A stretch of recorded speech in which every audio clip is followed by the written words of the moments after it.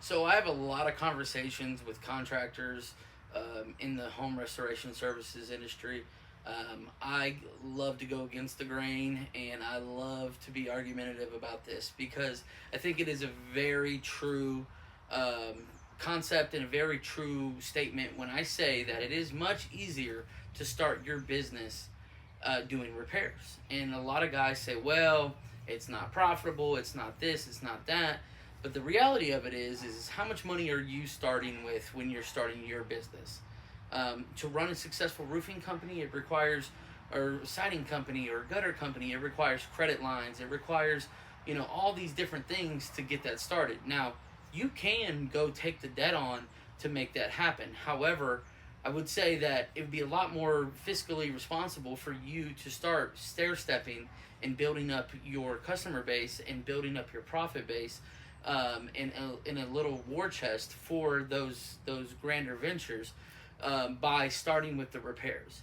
Because sometimes it's just a couple $100s or less in cost for you to do these repairs, and you collect right away. You get a happy customer for a job that nobody else is willing to take on.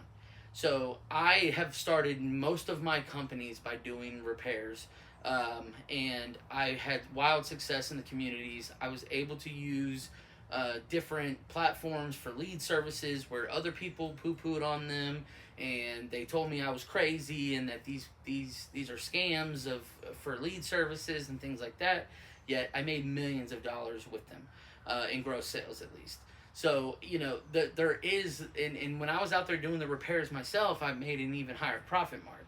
So for a lot of you guys, if you're starting with a few $100s or a few $1,000s, like this is going to be the route that takes you and allows you to make $20,000, $30,000 a month for 6, 7, 8, 9, 10 months on end, depending on your market and winter and things like that.